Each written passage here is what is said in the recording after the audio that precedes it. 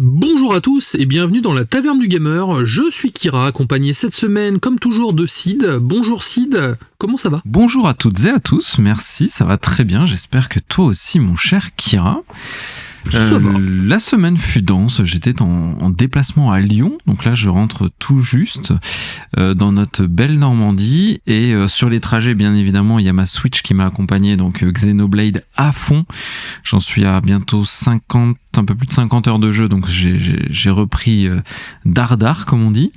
J'ai terminé la série animée Devil May Cry qui est sur Netflix, dont je vais faire le débrief aujourd'hui en podcast. Et aussi je passe beaucoup de temps sur les mangas Hokuto no Ken là, que j'ai en train de refaire l'intégrale. T'es en train de relire, oui. Ouais, je suis en train d'acheter toute la Perfect Edition qui est éditée chez Crunchyroll, donc une chronique qui va arriver bientôt sur Ken le survivant, Tic Tac Toki, tout ça, on pourra faire les petits mèmes rigolos de l'époque. Et toi, ta semaine, mon cher Kien ?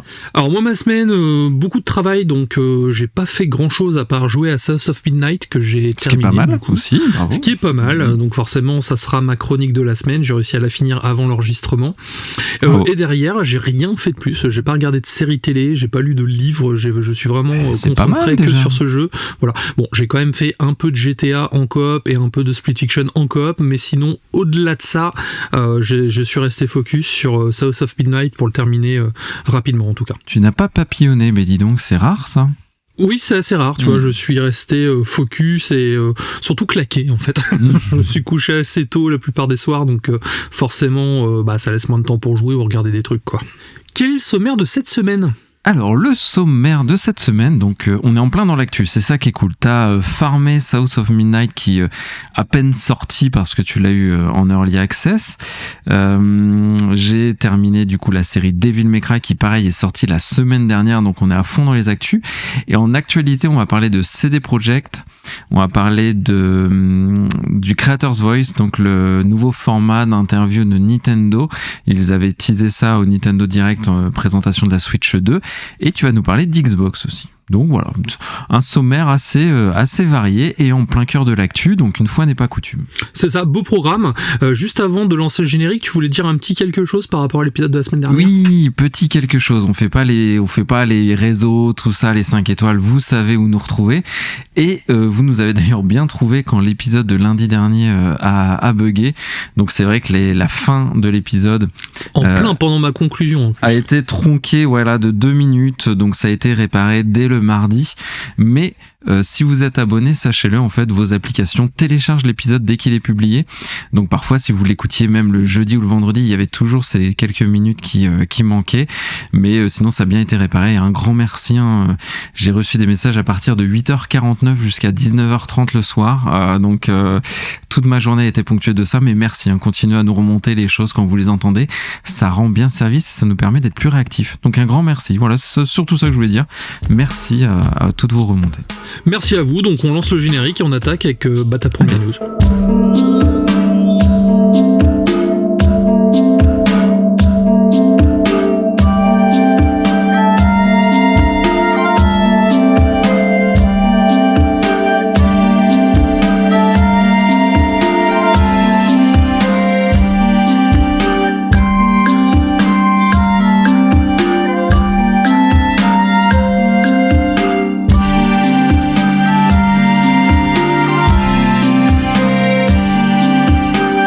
Et donc on va parler de CD Projekt. Est-ce que tu connais ce studio, Kira, dis donc ? CD Projekt, ça te dit quelque chose ?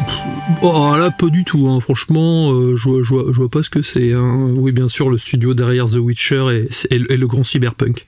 Tout à fait, studio polonais qui est devenu un acteur vraiment majeur du jeu vidéo, une très très grosse entreprise, parce qu'en effet, elle a eu un énorme succès avec The Witcher. Puis ensuite, c'est des projets Cyberpunk qui a été un peu plus laborieux, on va dire, bien que le jeu in fine est cool. Au début, oui. Il est bien, c'est de Cyberpunk, mais quand même, par rapport aux promesses du début, même la version que l'on a aujourd'hui est loin des promesses du studio, mais on leur en tient pas trop rigueur parce que c'est quand même un studio hyper talentueux. Et l'histoire donc concerne CD Projekt et le petit studio The Molasses Flood, donc là qui est un studio de Boston qui a été fondé par des vétérans du jeu vidéo qui ont travaillé sur BioShock, Halo, Guitar Hero, Rock Band, donc un studio qui s'est forgé une certaine réputation, surtout avec deux jeux, The Flame in the Flood et Drake Hollow, deux jeux que je n'ai pas fait mais qui sont respectivement des jeux de survie et jeux de construction qui ont eu un bon accueil. Leur petit succès, oui. Leur petit succès.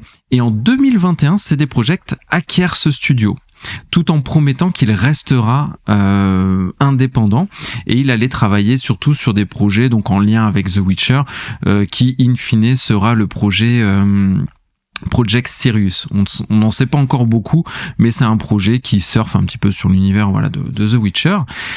Sauf qu'en 2024, CD Projekt a commencé à réévaluer un petit peu les plans par rapport à ce studio en faisant déjà du licenciement, donc 29 salariés sur un petit studio, c'était beaucoup quand même, donc 29 salariés qui ont été licenciés, et aujourd'hui l'info est tombée. Il y a eu une absorption de ce studio, donc qui au moment de l'acquisition en 2021 devait rester indépendant avec une certaine liberté créative. Donc là, voilà, 2024 licenciement, 2025 1er avril absorption du studio pour qu'il intègre définitivement du coup voilà les équipes de CD Projekt. Donc c'est une info quand même qui est pas anodine parce que c'est un gros studio qui en absorbe un tout petit, certes, mais c'est malgré tout une restructuration, donc espérons que les équipes s'en sortiront bien. Je leur souhaite que du meilleur, et ils travaillent a priori sur Project Sirius du coup. D'accord, la prochaine grosse IP quoi. La prochaine grosse IP. Donc il y avait eu Damian Islan, le cofondateur du studio, qui avait réagi sur LinkedIn. Donc j'étais allé récupérer son post LinkedIn où il disait que en substance c'est la fin d'une époque, la fin d'une ère, qu'ils ont fait tomber les dernières barrières organisationnelles qui permettent d'intégrer complètement les équipes au studio CD Projekt. Donc un brin d'amertume j'imagine, parce qu'en plus il a quitté il a quitté le studio et CD Projekt, donc la fin d'une époque comme il dit, et on souhaite encore une fois évidemment le meilleur à ces personnes qui sont restées. Ouais, exactement. On va parler un petit peu de Microsoft qui poursuit son engagement vers l'inclusivité avec le lancement du joystick adaptatif Xbox. Donc c'est un périphérique qui est conçu pour améliorer l'expérience des joueurs en mobilité réduite. Mm-hmm. Qu'est-ce que c'est que ce périphérique ? Donc c'est un design ergonomique et intuitif, inspiré, tu sais, moi ça me fait penser au Nunchuk de la Nintendo Wii. Donc c'est un joystick qui offre une prise en main confortable avec une personnalisation avancée grâce à l'application accessoire Xbox qu'on a juste à côté. Ils annoncent également une flexibilité maximale car il est compatible avec la manette Xbox bien sûr, et il permet également aux utilisateurs d'ajuster entièrement leur configuration de jeu, donc selon leurs besoins. Les boutons et les gâchettes sont entièrement reprogrammables pour une meilleure accessibilité. De plus, et là c'est intéressant, c'est qu'on peut personnaliser cet accessoire en fait avec une imprimante 3D. Donc Microsoft propose des fichiers imprimables en 3D qui permettent d'adapter sur le dessus du joystick à chaque joueur, donc en fonction de leurs besoins, en tout cas pour un confort optimal. Et là aussi où c'est plutôt sympathique, c'est que donc l'accessoire est disponible au prix de 29,99€ sur le Microsoft Store, et un remboursement intégral de la TVA est accessible aux personnes en situation de handicap. Donc autant Microsoft il chie dans la colle sur plein de trucs, autant sur la partie accessibilité pour les personnes en mobilité réduite, on peut dire qu'ils sont quand même très très en avance. Et là encore, de voir qu'ils développent justement des petites interfaces comme ça, pour moi ça méritait d'en parler et de leur faire un petit big up. Ouais, ça nous tient à cœur et tu l'as toujours fait, Kira, de parler de l'inclusivité des personnes en situation de handicap dans le jeu vidéo. On avait parlé à de nombreuses reprises de l'Xbox Adaptative Controller, donc ça ressemble à une petite platine en moitié DJ, enfin ouais, c'est hyper en plus esthétique, je trouve. Ils ont fait un très beau travail sur ce matériel. Là ils rajoutent, là je suis en train de regarder les photos, en effet une sorte de petit joy ça ressemble à mais vraiment, mais carrément, ouais.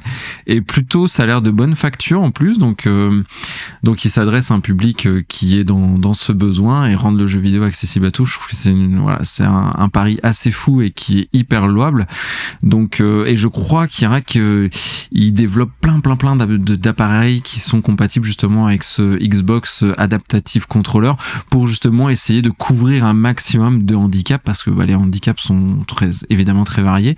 Donc celui-ci doit répondre à un besoin très spécifique, mais il y en a aussi toute une palette, et ça je trouve ça c'est le très beau côté du jeu vidéo, et ça fait du bien d'en parler dans tout ce marasme un petit peu négatif du moment. Exactement. C'est une très très belle initiative, je trouve, et au crédit d'Xbox. Oui, et puis le fait qu'il y ait, moi c'est ce qui m'avait vraiment plu dans cette news, c'est la possibilité de personnaliser avec une imprimante 3D. C'est vrai que c'est tout bête, mais tu sors ton accessoire et derrière t'as la possibilité, parce que maintenant on peut même trouver des imprimantes 3D dans certaines médiathèques ou même dans certains centres pour personnes en mobilité réduite, et donc tu y vas avec ton plan, et après bien sûr, je pense que moyennant un coût, ça permet d'adapter sa manette en fonction de ses besoins, et ça encore une fois un pas de plus pour tous les joueurs, et ça permet à de plus en plus de gens de profiter, et surtout de manière équitable en tout cas. Ouais, ça fait plaisir, et pour l'imprimante 3D, en plus, j'imagine qu'ils fournissent les plans, ils doivent les fournir très certainement gratuitement. C'est à n'en pas douter. Et donc c'est une super initiative. Ils auraient pu breveter les machins, les trucs, essayer de faire un maximum d'argent dessus. T'as dit que ce fameux Nunchuk, là, on va l'appeler comme ça parce que ça lui sied bien comme nom, il est à 29 €. 29,99, tout à fait. Ouais, donc ça paraît pas excessif encore une fois, sur la boutique Microsoft, donc c'est vrai que c'est pas excessif, et ça a pas l'air, en tout cas. Voilà, et puis c'est vraiment ça s'adapte, quoi. Bon, on donne un petit carton vert du coup à Xbox, bravo à eux. C'est une news qui fait du bien. Grosse actualité, c'est pour ça qu'on allait un petit peu plus vite sur celle d'avant, sur parce que là premières. On savait qu'il y avait un gros morceau, il y a deux gros morceaux parce que tu nous prépares un test, je sais, très complet de South of Midnight, mais avant, on a le Creator's Voice, donc c'est un nouveau format d'interview qui a été teasé dans le Nintendo Direct, comme je disais. Là, on s'attarde à finalement, Kira, je pense, une des annonces qui a quand même fait le plus de bruit, enfin chez moi surtout, peut-être pas tout le monde, mais c'est The Dusk Bloods, donc c'était le jeu, tu sais, de From Software, l'exclusivité annoncée pour Nintendo Switch 2, qui t'avait fait de l'œil, rappelle-moi, je crois que toi aussi t'étais... Ah non, pas trop, je crois, non. Ouais, pas trop, justement, en fait, j'avais deux, trois choses que je trouvais plutôt sympa, mais c'est vrai que je trouvais la DA un peu en retrait par rapport à tous les autres jeux From Software, donc j'attends surtout d'en voir plus, parce qu'encore une fois c'est pas avec un teaser de 1 minute qu'on peut se faire un avis définitif, mais pour l'instant ça me paraissait un peu light. Nous avons une interview de 21 questions qui est en plusieurs pages, qui est très longue. J'en ai fait une synthèse autant possible. C'est qui cause, le Miyazaki, faut pas croire. Il est bavard, le petit père, et en plus il est pas avare quand même. Enfin, on en sait un peu plus, tu vois, ça va nous permettre de parler un petit peu du concept du jeu tout de même. À savoir, pour l'instant, l'interview est disponible qu'en anglais, donc on a fait ce travail de traduction, de réduire. Trad. Non, même pas. C'est du français à l'anglais. Et donc, 21 questions. La première, est-ce qu'il peut se présenter? Donc c'est en 3 chapitres, on verra. Donc c'est en 3 chapitres, c'est 6-7 questions par chapitre, et comme ça, entre chaque chapitre, on peut débattre de ce qui est évoqué, mon cher Kira. Donc la première, l'interview demande de se présenter, donc c'est Hidetaka Miyazaki, le patron, le directeur de From Software, donc là, pas grand-chose à dire, mais il revient un petit peu sur le développement, donc on lui a demandé, dites-nous ce qui a conduit à développer ce titre sur Switch 2, et là, on apprend que le cher Hidetaka Miyazaki a commencé des discussions un petit peu informelles avec Nintendo sur la Switch 1 au préalable, et Nintendo leur a dit attention. Nintendo était très séduit par la proposition, et puis j'imagine que d'introduire un jeu From Software sur la Switch, ça permet aussi d'étendre un petit peu, tu vois, le côté un peu hardcore gamer de la console. Surtout qu'ils ont le vent en poupe en ce moment. Mais oui. Et Nintendo leur a dit ce projet il est intéressant, mais on a notre Switch 2 qui arrive, et pourquoi pas que le projet serait pour cette console. Et donc From Software a bondi sur l'occasion, parce qu'il y a des fonctionnalités en ligne en plus que propose là la Switch 2 que n'a pas la première, et donc ils ont été séduits par ça. Et la prochaine question, elle est hyper pertinente, c'est le titre semble différent des autres titres From Software. Donc rappelle-nous quelques autres titres From Software pour que tout le monde puisse suivre. Bloodborne, Dark Souls, Elden Ring, bien sûr. Mon préféré. Le jeu de... Oui, ton préféré...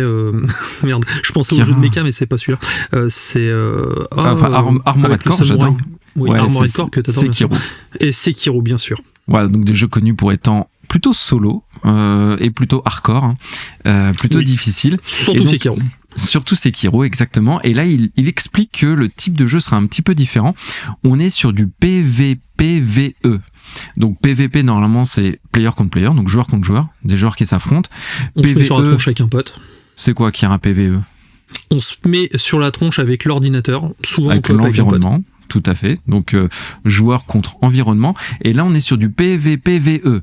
Donc, c'est une structure un petit peu innovante pour From Software qui va mélanger véritablement des combats de joueurs et des batailles contre des ennemis contrôlés par l'IA. Et à ça, la question c'est, mais ce type de jeu, vous avez toujours eu envie de le développer chez From Software? Et il répond que c'est un format très stimulant, que d'ailleurs, on voit avec la dernière extension d'Elden Ring dont tu nous as parlé, Kira, le standalone, oui. Ouais, le multijoueur commence vraiment à faire sa place chez From Software, et il le dit, Miyazaki, c'est une vraie volonté, c'est stimulant pour eux, ils veulent vraiment intégrer plus de gameplay varié tout en restant sur ce qui est fidèle dans l'ADN du studio, donc la difficulté, l'exigence, mais par contre d'intégrer en effet des éléments multijoueurs. Ils abandonnent pas le solo, et comme exemple ils ont pris Elden Ring qui arrive sur Switch 2 comme exemple. Voilà, c'est un jeu qui est quand même déjà sorti, donc c'est pas forcément ce qui... peut-être pas quand même, mais en tout cas voilà, un grand jeu, mais on peut pas dire que c'est soit la dernière nouveauté. Voilà, pour nous rassurer sur les jeux solo chez From Software, c'était peut-être pas la meilleure idée, mais bon, c'est pas grave. Et la question d'après, c'est parler des personnages et du cadre du jeu. Donc les joueurs vont incarner des Bloomsworn, donc W-O-R-N, qui ont des capacités surhumaines liées au sang. Le sang est un élément, on verra, qui est assez fort dans le jeu. Un peu comme dans Bloodborne. Un peu comme dans Bloodborne, tout à fait, et il y a ce côté de façon très gothique, et là on est plus sur du vampire aussi, un peu plus romantique que monstrueux, donc il y a ce côté un peu époque victorienne, un peu gothique, c'est pour ça que tu parles de Bloodborne. Voilà. Tant qu'ils brillent pas au soleil, moi ça me va. Ils ne brilleront pas au soleil, je ne l'espère pas. Mais en tout cas, le jeu a cette volonté de... Donc le monde va s'appeler le monde Dux Blood, et il est fragmenté en plein de lieux qui ont ces styles un petit peu différents, avec comme enjeu principal la quête du premier sang, qui est un événement assez mystérieux. Voilà, il parle du crépuscule de l'humanité. Donc toujours un côté un peu romantique, un peu mystérieux, un peu mystique qu'on dans l'ADN du vampire, quoi. Dans l'ADN du vampire, et en plus dans l'ADN de ce que nous propose. ADN, tu vois. Ouais, pas mal. Et donc la signification de ce titre, The Dusk Blood, donc en fait The Dusk Blood, ça désigne tous les jeux, l'ensemble de joueurs, donc tous les Bloomsworn justement qui sont convoqués à la fin de l'humanité, et ensemble, voilà, ils vont devoir mener cette fameuse quête du premier sang. Donc voilà, quelque chose d'assez comment on peut dire, Kira, mystique, enfin le terme m'échappe, mais voilà, ésotérique, etc. Donc pour l'instant là-dessus, moi ça me branche bien. En plus, on a souvent la thématique du feu avec les jeux Dark Souls, etc. Là c'est plus la thématique du sang, de l'héritage, du pouvoir, du destin. Bon, c'est un thème narratif assez fort. Voilà, et puis le côté vampire, moi c'est mon délire, donc aussi là-dessus c'est ma carte. Ça c'était pour l'univers. En jeu, qu'est-ce que ça veut dire? Donc là, il y a plusieurs questions, je vais pas toutes les évoquer, mais les caractéristiques des Bloomsworn, donc les personnages que l'on va vraiment incarner, là, Kira, ça montre un élément assez majeur. Les personnages vont avoir des compétences physiques assez ouf, donc des super sauts, des dashs, des doubles sauts, des sprints. En fait, on voit là quand même une volonté de dynamiser énormément le gameplay, d'avoir quelque chose de beaucoup plus péchu, et qui marque quand même... Enfin, il y a eu des tentatives, Sekiro, ce genre de choses, mais on est quand même sur une proposition un peu différente des jeux comme Elden Ring ou les Dark Souls. Oui, c'est clair que là-dessus, on sent aussi le côté PVE dynamise un petit peu, PVE, PVP dynamise un petit peu tout ça. Donc on va avoir là le choix entre plusieurs personnages, donc une douzaine de personnages qui sont personnalisables, ça j'y reviendrai après. Et le jeu va se présenter comment? Il y aura un hub central sur lequel on pourra justement personnaliser son personnage, et aussi avoir accès à des matchs multijoueurs jusqu'à 8, et chaque match offrira des récompenses que l'on gagne ou que l'on perd, et avec des buts différents. Donc être le dernier survivant, donc du Battle Royale à fond, ou au contraire de la coopération contre des boss. Donc on s'attend à des missions plutôt variées, tu vois, et ça je trouve ça aussi pas mal. C'est très dans l'air du temps, mais ça peut permettre de renouveler les expériences, et moi je suis plutôt favorable à ça. Là, dit comme ça me fait un peu penser à, tu sais, au Battle Royale qu'ils ont sorti Vampire la Mascarade Blood Hunt, qui est sorti sur PS5. J'ai joué. T'es pas terrible. Moi aussi, je l'ai fait un petit peu, ce moyen. Mais ça me fait penser à ça, en tout cas, dans ce que tu racontes. Bah, t'avais ce hub, en tout cas, dans l'église, enfin, un petit peu dans la ville et tout. Après, tu accédais aux missions différentes et variées. Donc, plusieurs façons d'obtenir des points, du PVP, du PVE, on l'a dit. Il dit Miyazaki que ce sera quand même une façon différente de jouer, donc il faut s'attendre à quand même des subtilités comme le studio nous y a habitués. Ouais, ils veulent des expériences qui se veulent plus riches, évolutives, avec une difficulté très élevée mais gratifiante, donc à voir. Et ce qui était intéressant, ils disent bien que le skill pur ne suffira pas. Au contraire, il faut aussi engranger des points de victoire, soit en évitant les combats, c'est rigolo, soit en adoptant des stratégies un peu plus opportunistes. Donc ça aussi, ça m'a fait plutôt marrer sur le principe. Ouais. Et chaque joueur pourra choisir son style de jeu, mais à chaque fois il y a des récompenses à la clé qui vont permettre d'améliorer notre personnage et pas forcément se baser, comme je dis, sur le skill pur et dur. Et ça peut être, tu vois, les petits éléments différenciants qui font qu'on n'est pas sur un Battle Royale classique. Ouais. D'autres choses, on va passer plus sur la partie jeu de rôle, et ça c'est intéressant.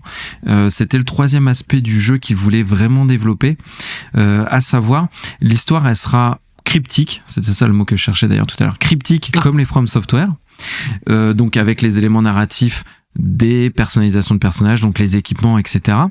Mais aussi les personnages auront leur histoire de sang et leur destin. Et ça, c'est des éléments qui seront visiblement très personnalisables, de l'apparence aux capacités, mais aussi du background de notre personnage, pour faire une sorte de parallèle avec les jeux de rôle. Il le faisait lui-même, un parallèle avec les jeux de rôle papier, pour que vraiment la personnalisation de notre personnage soit très immersive et adaptée vraiment à notre au personnage que l'on veut jouer, mais aussi à notre style de jeu. Et ça, j'aime bien ce côté, tu vois, un peu jeu de rôle papier. Nous, on est tous les deux des rôlistes, et c'est un élément qui, pareil, m'a pas mal parlé. Donc, à voir comment ça se représente, mais qu'est-ce que t'en penses, toi ? Oui, après ça colle en plus avec l'ADN From Software, dans le sens où, comme souvent les personnages qu'on incarne sont des coquilles vides, en fait, on peut nous leur créer leur background directement et se faire un peu notre propre histoire dans l'histoire. Et donc ça, c'est tout à fait ce que j'aime dans les jeux. Ouais. Donc il le dit vraiment, c'est voilà un aspect, une approche narrative, relationnelle, qui est pas seulement centrée sur le combat. On aura des rôles, et ça c'est assez rigolo. Ça me fait penser à un jeu. Je pense qu'on va penser à la même chose quand je vais te le dire, mais des rivaux déterminés. Donc c'est traquer et vaincre un adversaire en particulier. Et est-ce que ça te fait penser au Némésis comme moi de l'ombre du Mordor, ou non l'ombre du Mordor plutôt, tu sais, où il y avait ce système de Némésis où tu devais aller tu parles du Némésis système. Ouais, Némésis système. Oui, complètement. Donc il y aura aussi le rôle de compagnon désigné pour former une relation un peu spéciale avec un autre joueur. Donc ça, c'est moi qui ai traduit les termes, mais peut-être que les termes français sont un petit peu différents. Mais en tout cas, voilà, ils insistent beaucoup sur cette partie jeu de rôle. J'aime beaucoup cette idée, donc pour donner un aspect multijoueur un petit peu différent. Est-ce qu'il y a du Nintendo dans le jeu ? Et ça, c'était assez rigolo. Il y aura un personnage, une sorte de petite chauve-souris que vous avez certainement vu dans le trailer, qui est assez rigolote, ou plutôt une chauve-souris ou une sorte de rat dégueulasse ailé, vous le nommez comme vous voulez. Mais ce personnage aura le rôle de guide, comme la gardienne du feu dans Dark Souls, et ils l'ont voulu une esthétique mignonne, un petit clin d'œil à l'esthétique Nintendo, donc ça c'est pour le côté rigolo. Oui, du coup, normal. Et en résumé, Miyazaki nous dit que ce sera un jeu d'une grande richesse. Bon, il dira pas l'inverse, mais en tout cas avec un système de PVP-VE inédit, des capacités plus dynamiques, surnaturelles, qui vont donner un côté un peu plus, plus foufou au jeu, si je puis dire, et une personnalisation plus profonde, plus narrative, avec ce monde un peu gothique, romantique. Enfin voilà, moi ça promet, ça m'a vraiment, ça m'a mis du baume au cœur ce jeu, et je l'attends vraiment beaucoup. C'est déjà une de mes premières attentes de 2026, une des principales. Oui, sur le papier en tout cas, c'est alléchant.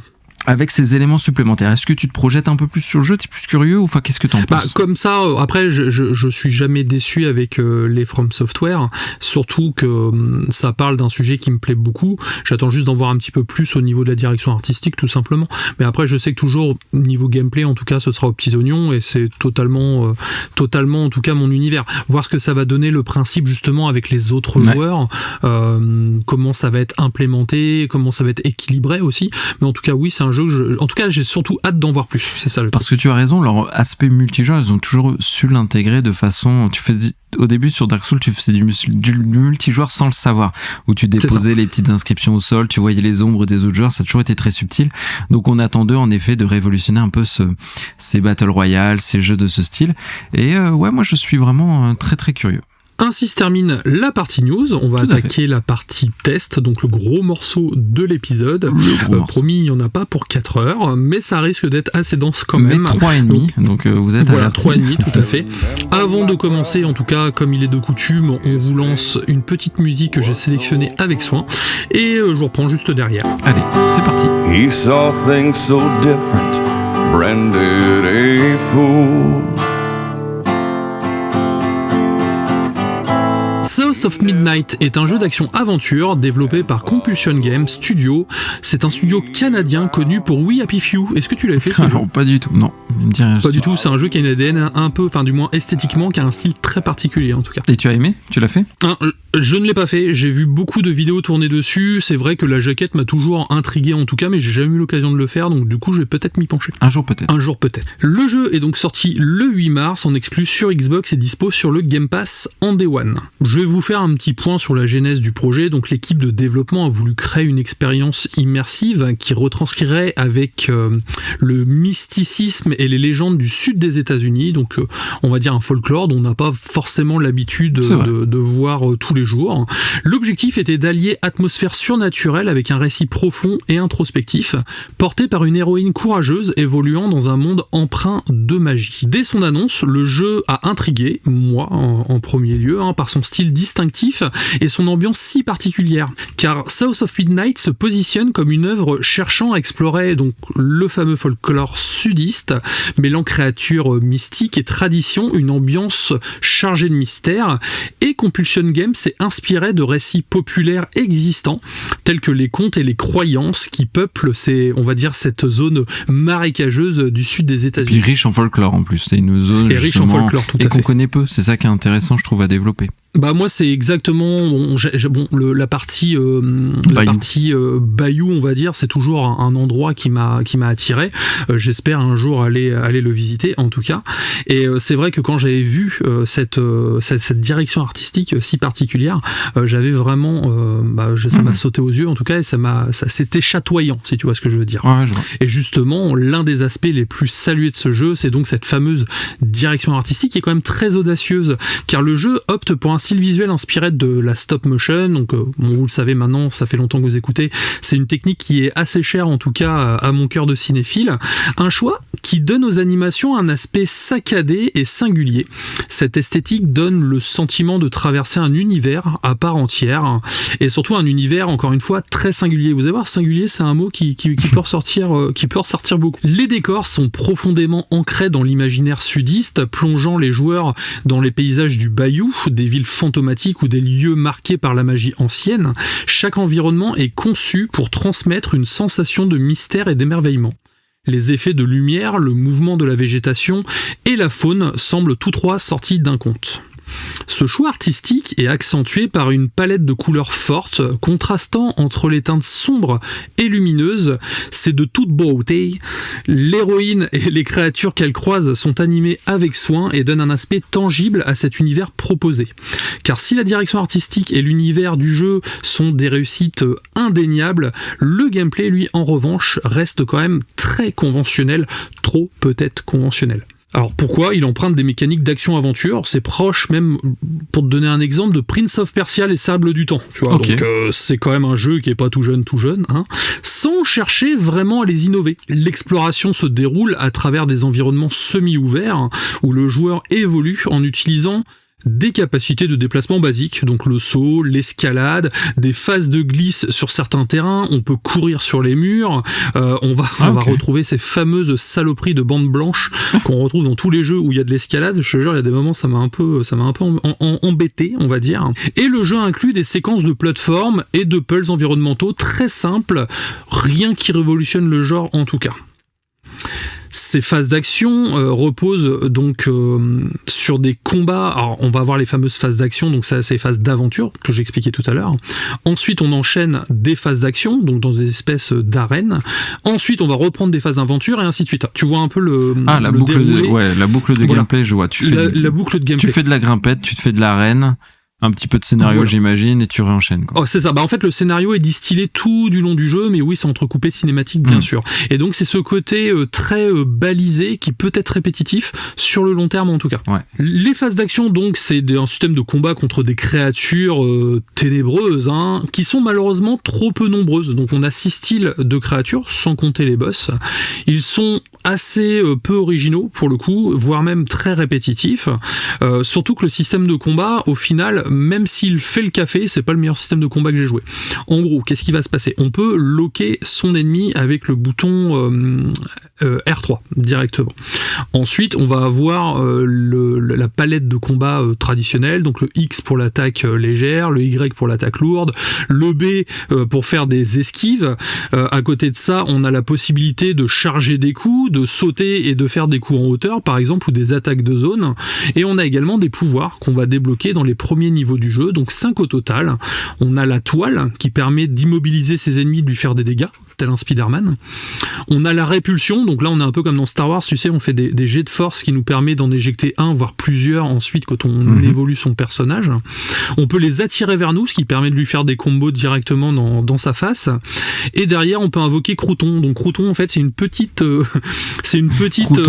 doudou, tu vois, c'est un petit doudou qui a été rapiécé de partout, qui a été fabriqué par la mère de notre héroïne. Et grâce à ce personnage, en fait, on peut prendre possession du corps d'un ennemi qui devient notre allié pendant quelques temps. Donc ça, bien sûr, le temps varie en fonction de l'évolution de notre personnage.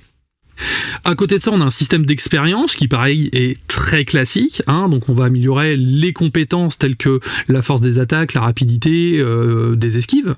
On va également améliorer donc ces fameux pouvoirs.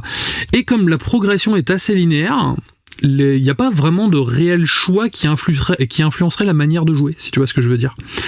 T'as pas de build en fait, c'est ton perso, tu l'évolues de façon linéaire, tu coches les cases et puis ça s'arrête là, en tout cas.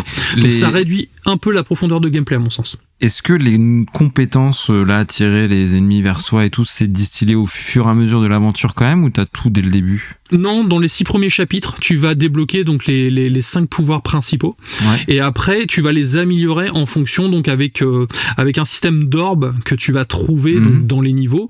Vu que c'est des mondes semi-ouverts, on peut faire un petit peu d'exploration. Donc généralement, c'est pareil, c'est très simple. Tu vois une bande blanche dans le fond, tu sais que tu peux t'accrocher. Enfin, voilà un peu le genre.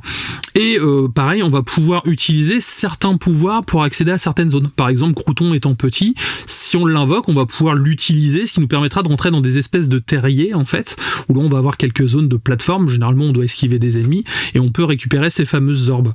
Et dès qu'on en a suffisamment, on peut les dépenser, en fait, pour pouvoir acheter des améliorations ou des nouveaux combos directement. C'est vrai que tel que tu le décris dans le côté très light RPG du coup, enfin petite arme de compétences, boucle de gameplay, etc.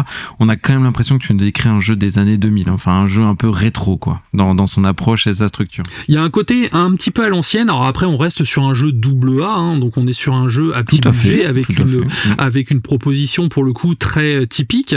Mais d'un côté c'est ce qui en fait quand même sa force, car c'est vrai que je me suis enchaîné dernièrement 2 ou 3 open world et le fait de se retrouver sur un jeu plus linéaire avec une durée de vie plus courte, et ça fait du bien, tu vois. De pas rester 45 ans dans son menu pour se dire quelle amélioration je vais utiliser. Ouais, là c'est vraiment on avance, on profite du panorama.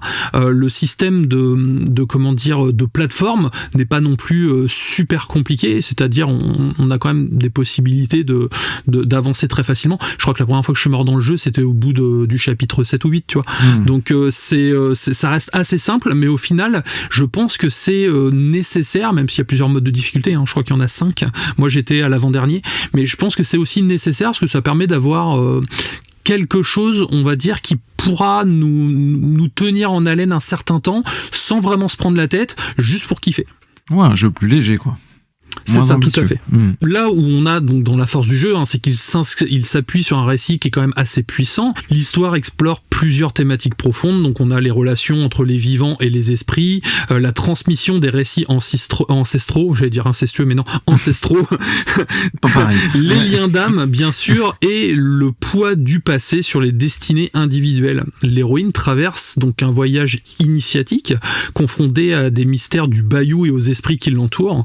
Cette quête personnelle met en avant la force et la mémoire des traditions, illustrant comment le passé continue de façonner le présent.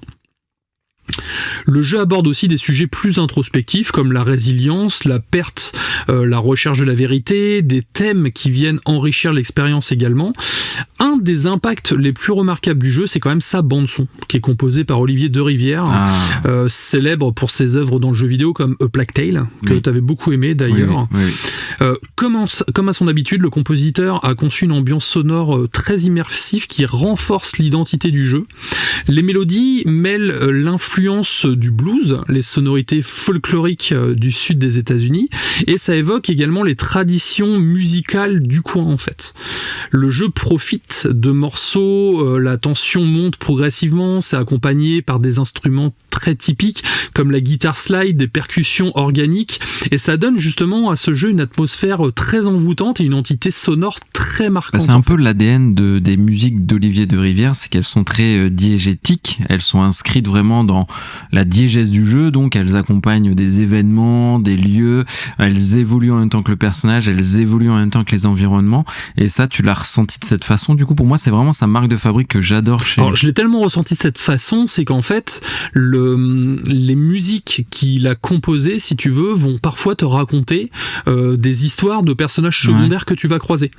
Par exemple, à un moment, tu vas avoir un arbre, tu dois faire quelque chose dans cet arbre, il se trouve que cet arbre est vivant, et la musique, tout au long du niveau de plateforme où tu vas avancer tout en haut de cet arbre, va te conter tout ce qui lui est arrivé pour être, jusqu'au moment où il est devenu ce fameux arbre, en fait.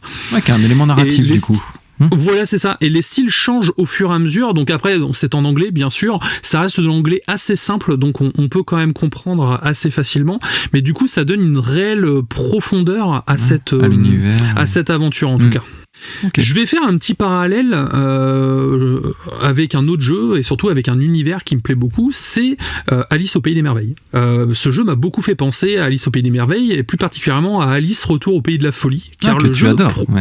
Que j'adore tout à fait, car le jeu partage une structure similaire, celle du voyage initiatique où l'héroïne explore un monde fantastique qui reflète ses peurs et son passé. En fait, dans Alice, l'univers est une distorsion cauchemardesque du conte de Lewis Carroll, où chaque lieu traduit les tourments psychologiques du personnage. South of Midnight, lui, plonge plutôt dans un monde mystique et folklorique, représentant des étapes pour faire évoluer l'héroïne vers une destinée. Là où Alice joue sur une esthétique gothique sombre, South of Midnight opte plutôt pour des décors envoûtants, baignés de magie et de créatures ancestrales. Pourtant, les deux jeux reposent sur des mécaniques communes, voire même très identiques. L'action mêlée à des éléments narratifs assez profonds, et avec une héroïne confrontée à des entités surnaturelles. Même l'agencement des niveaux est très proche, donc on a des zones, je te disais tout à l'heure, zones de plateforme, zones de combat, cinématiques, des cinématiques en plus qui sont en forme de livres, où on avance de chapitre en chapitre, c'est crayonné, comme dans Alice aussi également. Et au-delà de leurs différences de ton et d'ambiance, ces jeux ont un objectif commun, c'est transformer le fantastique en un miroir des luttes intérieures du personnage principal. Alice doit affronter son traumatisme et sa folie, tandis que l'héroïne de South of Midnight navigue entre passé et mythe pour comprendre son destin. Ainsi, chacune, à sa manière, propose une expérience où l'étrange et le merveilleux servent à explorer, si tu veux, les émotions humaines. Je vois les jeux, en fait, les deux jeux comme deux phases d'une même pièce, si tu veux. Alice est la partie sombre et nihiliste, et South of Midnight est plutôt lumineuse et optimiste, en fait. C'est intéressant quand même, franchement. On se retrouve un peu, moi, par moment, j'avais l'impression d'avoir une adaptation d'Alice au Pays des Merveilles, mais à la sauce du Bayou. Et quand j'y ai joué plusieurs fois dans le jeu, je me suis dit merde, ça ressemble quand même vachement à Alice. Et du coup, c'est pareil. Alice est un jeu qui est assez ancien maintenant, et je pense aussi, c'est pour ça que le gameplay reste très classique. Je me demande s'ils se sont pas inspirés de ce jeu-là, justement. justement. Oui, et puis certainement parce qu'il y a des limitations de budget, enfin il y a tout un tas de choses, mais ouais, ça donne un style au jeu, quoi. Exactement. Je vais conclure. South of Midnight est une œuvre visuellement splendide, portée par une direction artistique de fou et une atmosphère captivante. Si l'univers et la musique sont les plus gros points forts, et je pèse mes mots, c'est vraiment les plus gros points forts, ça fait même vraiment du bien d'avoir des styles si originaux. Le gameplay reste malheureusement trop classique pour offrir une réelle fraîcheur. Néanmoins, le jeu demeure une aventure intéressante avec une durée de vie super bien dosé, je l'ai fini en à peu près 10-12 heures. Je le recommande à ceux qui apprécient les récits ancrés dans les folklores et les expériences artistiques marquantes. Et aussi, si vous adorez l'ésotérisme, je pense que le jeu pourrait vous parler en tout cas. Donc c'est un jeu qui m'a beaucoup plu et je ne regrette pas de l'avoir fait. Ouais, puis ça a l'air d'être une proposition très originale. Moi, ce qui me fait très envie, c'est les musiques, tu l'as dit, ça a l'air d'être un élément fort. Je t'ai envoyé la BO en intégralité. Tu vois, c'est quelque chose sur lequel je suis très sensible. Donc tu vois, ça me fait envie. L'environnement Bayou pas du tout, mais j'ai une question Kira, parce que dans la taverne on ose tous les sujets. Le jeu a eu un petit bad buzz malheureusement où certains évoquaient du forcing sur des éléments d'inclusivité, etc. Est-ce que tu as eu ce sentiment ou au contraire c'est plutôt bien dosé et amené? Alors j'ai pas eu du tout ce sentiment. Après j'ai pas vu les bad buzz, je t'avoue, sur les réseaux par rapport à ça, parce que même si j'ai publié pas mal de trucs, je regardais pas vraiment ce qui se passait. Je pense savoir pourquoi en fait Sweet Baby Inc. a participé au développement du jeu, et je sais que l'entreprise est un peu dans la sauce en ce moment avec on va dire une certaine pression sur l'inclusivité, et il y a beaucoup de gens, comme pour Dragon Age, beaucoup de gens je pense crient au loup, crient au loup et punissent sans même avoir joué au jeu, parce qu'après si on joue une personnage noire et une femme, c'est un frein, clairement je comprends pas en tout cas. En tout cas moi ça n'a jamais été un frein, et puis en plus l'univers s'y prête. La personnage qu'on joue est une tisseuse, donc c'est-à-dire c'est lié avec tu sais tout ce qui est comment ça s'appelle là, l'espèce de rouleau à tisser là où elle se plante le doigt là, la Belle au bois dormant, je me souviens. Un métier à tisser, voilà. Donc c'est lié à ce folklore là on va dire, et je trouve que ça colle très très bien au personnage. Après certes on joue une adolescente qui est peut-être un peu pénible dans sa première cinématique mais qui devient très attachante et qui évolue, et donc je vois pas en quoi ça serait de l'inclusivité forcée, au contraire. J'ai vraiment du moins tout ce que j'ai vu dans le jeu s'y prête, tu vois. C'est vraiment des contes locaux avec une population locale et un folklore local. Donc voilà. Après, je pense que certes, je suis pas d'accord avec tout ce que fait Sweet Baby Inc., mais en l'état, ça mérite pas non plus de bâcher le jeu pour ça. Et tu vois, je pense que c'était une parenthèse ultra importante, parce que si vous traînez un peu sur les réseaux, vous avez pu entendre certainement des griefs comme ça contre le jeu, et ça peut faire partir sur des mauvais a priori. Je l'ai pas vu. Non, mais c'est très bien encore. Parce que en fait, si tu veux, sur le store Xbox, il a été mal noté pour beaucoup à cause de ça. Enfin voilà, bref, des choses qui nous dépassent, je pense. Mais bon, en tout cas, tu vois, tu l'as redit, c'est intégré dans son époque, c'est intégré dans son univers, dans sa localité, jusqu'à même dans ses histoires qu'elle raconte, donc c'est plutôt cohérent. Donc si vous aviez entendu ça, en tout cas, visiblement, faut pas s'y arrêter. Non, et puis surtout, on va rencontrer tout au long du jeu une galerie de personnages assez haut en couleur, donc c'est pareil, c'est pas du forcing ou quoi que ce soit, c'est des personnages tous très détaillés, assez profonds. On va avoir énormément de flashbacks qu'on va suivre tout au long du jeu. Ces flashbacks racontent un petit peu nos ancêtres et les pérégrinations de nos ancêtres, et encore une fois, il n'y a jamais rien, je veux dire, ça parle pas non plus de ségrégation, alors qu'il pourrait, je veux dire, le jeu s'y prêterait. Enfin vraiment, je vois pas en quoi il pourrait y avoir du forcing là-dessus. Voilà, j'ai peut-être un petit bémol, c'est sur le chara design du visage de l'héroïne, que je trouve pas très joli, mais ça c'est mon a priori personnel, tu me connais, moi je fais souvent des focus comme ça sur le physique des personnages qu'on joue, mais pour le coup, je la trouve très attachante malgré tout. Donc une bonne pioche pour un jeu plutôt pas très ambitieux, mais qui fait bien son travail, quoi. C'est là qu'on voit que le Game Pass, parce que c'est un jeu qui a été développé pour le Game Pass, c'est pour ça qu'il sort qu'en démat, et je l'ai acheté en dématérialisé, parce qu'ils n'ont pas de version de boîte et ça m'emmerde. Et je pense que c'est grâce à des propositions comme le Game Pass, même si je critique souvent, qu'on peut avoir ce genre de propositions qui se vendraient pas forcément dans le commerce en fait. Tu te rappelles Pentiment, que j'avais adoré, c'est un jeu qui est sorti pour le Game Pass, et même les auteurs ont dit on n'aurait jamais pu sortir le jeu dans le commerce sur un flux traditionnel en fait. Et c'est là que voilà, on peut se permettent de faire des choses différentes. Donc est-ce qu'ils vont continuer par la suite ? Ça, je ne sais pas en tout cas. Moi, j'espère que le jeu va fonctionner malgré tout, parce que même si évidemment. Vous ne l'achetez pas et que vous jouez sur le Game Pass, ça reste intéressant. Et puis encore une fois, une dizaine d'heures, ça va pas réinventer la roue, mais à côté, le voyage vaut la chandelle. Okay. C'est donc la fin de mon test. On va passer à ta chronique hors sujet, qui est Devil May Cry, la série sur Netflix. Tout à fait. Deuxième série de Devil May Cry, d'ailleurs, c'est un reboot ou c'est une suite ? Ça n'a rien à voir, oui, on peut dire un reboot. Ça n'a rien à voir avec la série de 2007, qui était plutôt très cool. C'était une bonne adaptation que j'avais bien aimée. Donc là, c'est Devil May Cry, la série animée Netflix, en effet, qui est produite par un studio américain, Adi Shankar, qui a fait notamment Castlevania, la série pareil Netflix, The Guardian of Justice. C'est réalisé par Bao Nguyen, qui a fait Be Water, et le scénario est signé par Alex Larson. Et rien à voir avec Mickey ? Non, mais par contre, il a fait des scénarios de Yakuza Like a Dragon, l'adaptation live. Et à cette occasion, je me suis dit, Kira, c'est quand que tu nous en parles ? C'est nul ? Non, je vais pas en parler. Ah, c'est nul, ok. Oui, c'est nul. Bon. Non, je vais vraiment pas en parler. Ne nous en parle pas. C'est assez rare pour le souligner, j'ai pas fini la série. Bon. J'en ai regardé 4 sur 6. Et donc Devil May Cry. Celle-ci, là, la Devil May Cry, est sortie le 4 août, je crois, avril, donc nous sommes en plein dans l'actu. Et quelques petites musiques, donc je vais pas mettre les plus énervées, mais sachez que c'est très hard rock, quoi, hein, les musiques. Donc là, je vais essayer de vous épargner ça, à moins que vous adoriez le hard rock, mais moi, c'est pas trop ma cam. Mes musiques, et après, on parle de la série.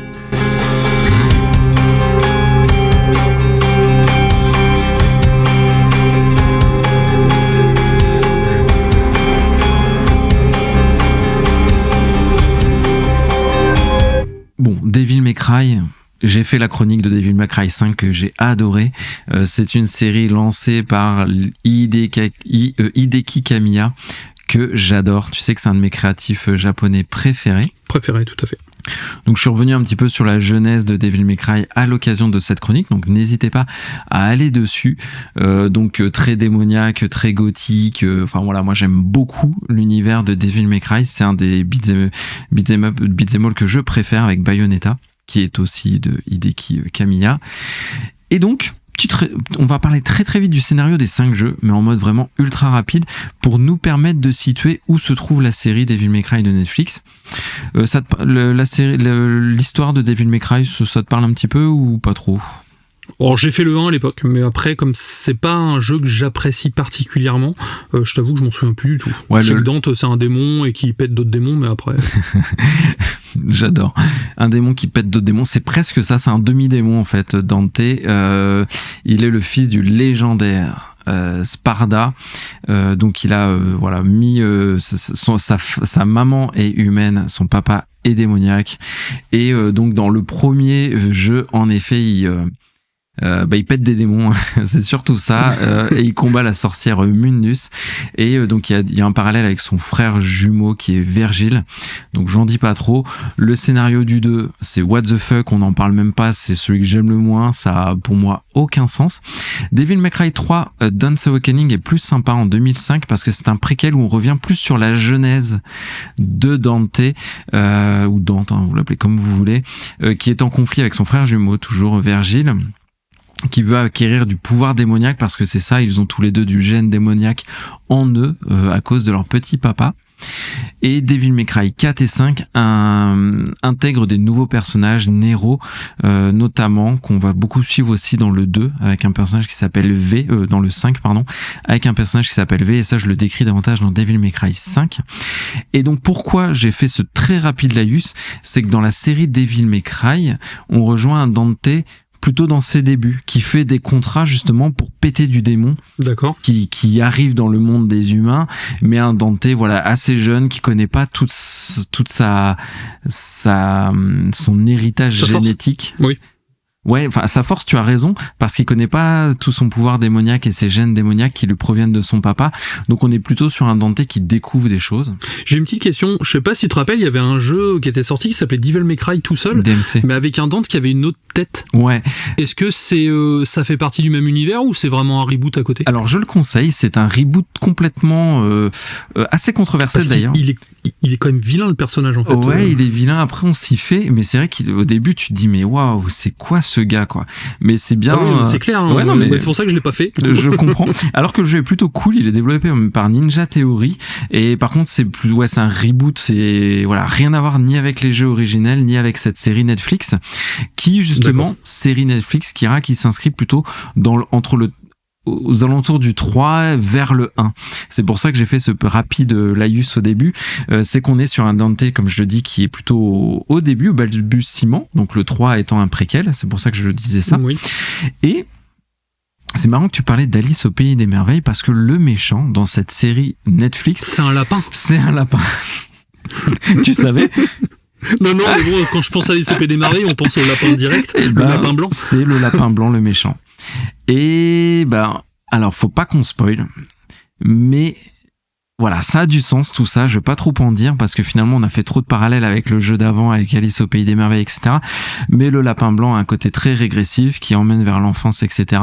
Et c'est un peu ça qu'on va creuser avec Dante, mais pas seulement ce personnage-là, il y a aussi le personnage de Marie, alias Lady, qui est un personnage récurrent des jeux, qui arrive justement dans le 3 et qu'on va retrouver là dans la série Netflix comme personnage principal, mais voire parfois Kira, je sais pas comment ça peut s'appeler ça dans le cinéma, mais un personnage secondaire qui est finalement presque le personnage principal, bien qu'évidemment c'est Dante dans Devil May Cry qui porte le truc, tu vois, mais elle a une vraie aura, elle a un vrai travail sur ce personnage qui en fait, moi je vois plutôt ça comme un binôme de héros. Je sais pas si c'est possible. Ça me rappelle une série télé que t'avais beaucoup aimé, on l'avait regardé il y a très longtemps, c'est la série télé Blade, où Blade en fait était un peu le personnage secondaire de sa série, on suivait une vampire en fait qu'on voyait plus au final, même si Blade était là et envoyait du bois, c'était plus elle le personnage principal alors que c'était sa série à lui. Et très bonne remarque, ça suit un petit peu cette structure-là, tu as raison. Parce qu'on a ce Dante qui est très charismatique, qui est très haut en couleur, qui est très bariolé, qui est très rock et tout, qui est voilà, imbu de lui-même, moqueur et tout. C'est Dante, le personnage est comme ça, il n'y a aucun débat. Et il y a ce personnage de Marie qui prend de la consistance, on découvre son passé, etc. Et ils vont justement tous les deux combattre ce lapin blanc qui a pour but, lui, de briser la frontière entre les deux. Parce qu'il a la bourre. Pas mal. Mais non, rien ne sert de courir, il suffit de partir à point ou un truc comme ça. Partir à point. Non, lui, ce qu'il veut vraiment, personnage très charismatique, ce méchant, tu le dis toujours, une bonne histoire, c'est un bon antagoniste. Là, il y a un bon antagoniste. Et qui veut, lui, briser la frontière entre le monde des enfers et le monde des humains pour que les démons, justement, envahissent le monde des humains. Là, on peut se dire que c'est bateau, sauf qu'il y a une raison à ça. Et une raison qui est plutôt moderne et bien amenée, que je n'évoquerai pas, mais rien que cette raison-là, tu vois, donne du sens et un petit peu d'âme à ce scénario ça donne du crédit, oui. Ouais, qui est finalement assez bateau ce scénario, mais cet élément-là est plutôt intéressant. Donc petit focus très rapide sur Lady, donc Marie, personnage qui, comme je dis, prend vraiment une humaine, qui est très douée au combat, mais qui a pas de super pouvoir démoniaque ou autre. Elle arrive donc, comme je l'ai dit, dans Devil May Cry 3, mais c'est quand même une certaine réécriture du personnage. Si vous êtes fan du 3, il faut pas s'attendre à avoir le même personnage. Elle a toujours des traits de caractère qui lui sont propres. Elle est très froide, elle est très déterminée, mais ça, c'est un truc de ouf. Elle est déterre. Elle est déterre de ouf, et elle est très pragmatique. Ce qui contraste de ouf avec Dante qui est lui à l'arrache totale, what the fuck à fond, il s'en fiche de tout, il y va. Donc tu vois, déjà le duo de personnages est quand même assez cocasse et c'est cool. Ça marche bien, quoi. Ouais, et il y a cette relation qui naît et qui est vraiment sympa. Donc si vous aimez le personnage, on l'a dans le 4 aussi, un peu moins dans le 5 parce que voilà, il lui est arrivé des petites galères. La série. Je vais dire tout ce que j'ai aimé, je vais dire ce que j'ai pas aimé, un peu un plus et les moins comme tu fais parfois. Donc oui. L'animation est hyper cool, c'est fluide, c'est percutant, c'est bien fait.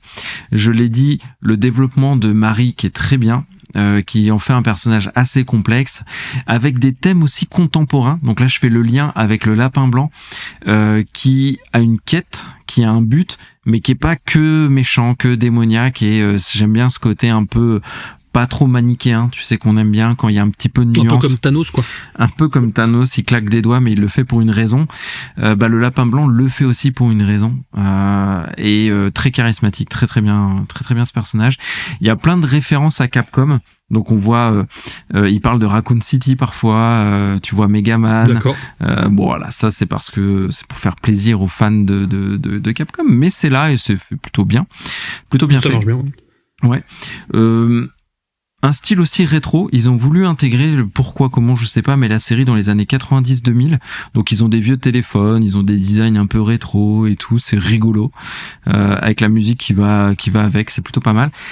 Et il y a une pépite artistique, si je peux dire, visuelle. Il y a l'épisode 6 qui est très différent de tous les autres, avec un aspect graphique, ça démarre en noir et blanc, c'est muet et tout. En fait, pour moi, c'est le meilleur épisode de la série, qui tranche vraiment avec le reste, tu vois, qui est quand même plus dans des standards Netflix. Style, oui. Ouais. On est sur une série assez générique qui fait vraiment penser aux séries des années 90, Batman, The Animated Series ou Gargoyles, tu vois, un petit peu même dans la structure. Et t'as un épisode 6, tu sais pas pourquoi, ils sont partis vraiment dans des délires. Partis en live. Ouais. Mais avec un parti pris esthétique qui est assez ouf. Donc vraiment, l'épisode qui m'a le plus marqué et qui finalement, là je vais en arriver sur les reproches, qui me fait dire que le reste de la série est assez générique. Avec le temps, je pense vraiment que je me souviendrai que de cet épisode 6. Donc en soi, c'est bien, mais ça relève le fait que le reste est, tu vois, est assez moyen en soi. Ok, oui. Il y a des designs qui sont vraiment pas ouf. Quand voilà, le Devil Trigger, quand vous le verrez, pensez à moi, il est pas ouf. C'est un peu kitschoun, parfois même dans certains dialogues et tout. Et donc malgré ses qualités, la série, tu vois, est un peu sans impact quand même, à part encore une fois cet épisode 6. Mais c'est bien, hein. Franchement, on est sur une série de qualité, sur une œuvre qui quand même est fidèle au lore. Dans le haut de gamme de chez Netflix, quoi. Dans le haut de gamme de chez Netflix, donc on n'est pas sur des catastrophes nucléaires comme on a pu connaître aussi chez Netflix, mais voilà, il faut que la série prenne de la substance, sachant que la fin est très ouverte. Il y a une fin au Lapin Blanc, mais c'est très ouvert sur la suite avec Virgile justement, donc qui laisse présager une suite. Et là, pas plus tard qu'il y a 2 heures, la suite a été confirmée par Netflix, donc c'est cool. Il y aura il y aura une saison 2, ça marche, et il y aura une saison 2 et il y a matière. Et j'attends de cette saison 2 qu'elle fasse vraiment gagner en épaisseur, tu vois, cette série qui a un terreau qui le permet. Et maintenant, il faut transformer l'essai, si tu veux, en quelque chose d'un peu plus différenciant avec ce qu'on peut avoir aujourd'hui. Oui, bah c'est vrai que Netflix en plus ils ont l'habitude c'est de lancer des séries et pas les finir, donc là c'est cool déjà s'ils ont annoncé une saison 2, ça fait plaisir. Voilà, on n'est pas sur du Tekken où il n'y a pas de suite et la série finit sur un cliffhanger, voilà, il n'y a même pas de fin, là on aura de quoi faire et c'est plutôt cool, donc je la regarderai la 2e saison avec plaisir. Et donc en conclusion, j'y vais très vite, la série s'intègre bien dans la saga, je suis content. On est sur du Devil May Cry 3, un peu repimpé à la sauce moderne avec un méchant charismatique, et les méchants c'est important, Kira. Très incomplet, donc Dante fidèle à lui-même, Marie je l'ai beaucoup apprécié surtout grâce à cet épisode 6. La série a des relents un peu rétro années 90-2000, ce qui peut plaire comme déplaire, sachez-le, mais c'est honnête, c'est grisant. Après ça colle avec le personnage, hein. Tu peux dire que Dante a été créé dans les années 90 et c'est vrai que d'avoir cette atmosphère au final ça colle. Ouais, j'ai vu ce parallèle là qui pour moi vire sur du clin d'œil honnête et pour moi j'aime bien, donc c'est pour ça que ça je critique pas trop, mais je sais que ça a été dans certains, voilà, j'ai lu que c'était pour d'autres des critiques. Bon voilà, moi j'ai aimé, c'est pas la série du siècle mais c'est débridé, c'est hard rock, ouais, et assez grisant. 8 épisodes, 30 minutes, ça va, et vraiment allez-y, moi je le conseille. Et je ferai d'ailleurs plus de séries comme ça. Là je vais me faire Tomb Raider, je vais me faire quelques séries pour en faire des HS qui ont des liens avec le jeu vidéo parce que j'aime ça.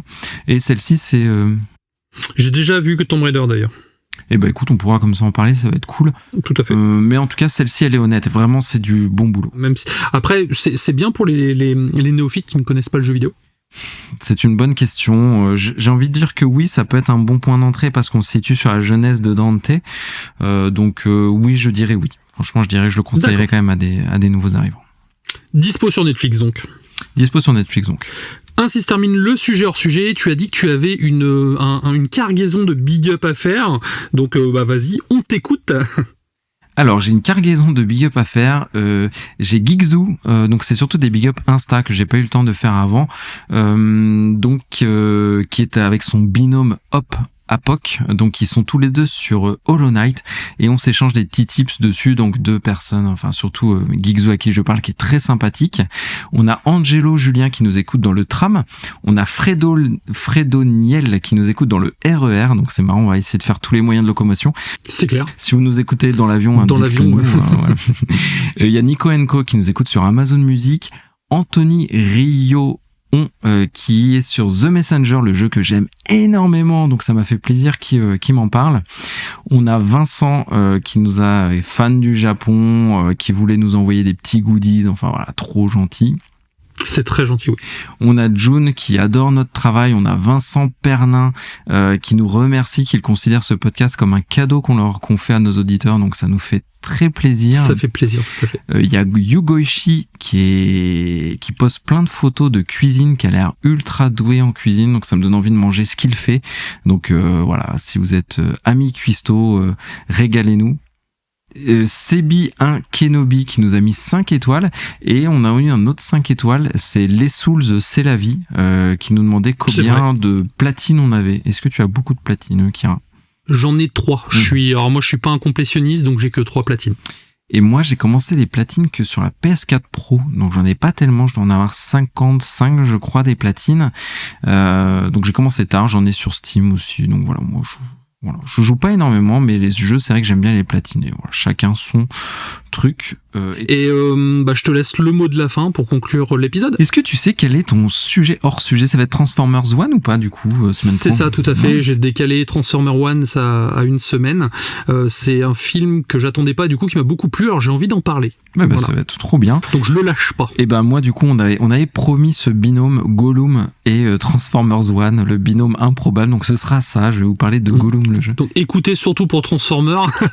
Écoutez quand même pour Gollum. Non, Gollum c'est une promesse auditeur, j'avais promis je le ferai, je le fais, je l'ai fait, et voilà, on va en parler sereinement ensemble. Et sinon, jouez bien, peut-être à Devil May Cry ou à South of Midnight. Lisez des livres. C'est ça. Hokuto no Ken en manga, c'est du pur bonheur, c'est du caviar, vraiment. Allez au cinéma, peut-être voir Minecraft. Est-ce que je vous tease un hors-sujet que je vais faire bientôt? C'est possible. Écoutez de la musique, allez au théâtre, peut-être. Pourquoi pas? On parle jamais de théâtre. Ouais, ça, c'est cool, le théâtre. Moi, j'aime beaucoup le théâtre. Et, c'est vrai, moi aussi. Et surtout, prenez soin de vous, de vos proches, et merci pour tout. Ciao. Ciao.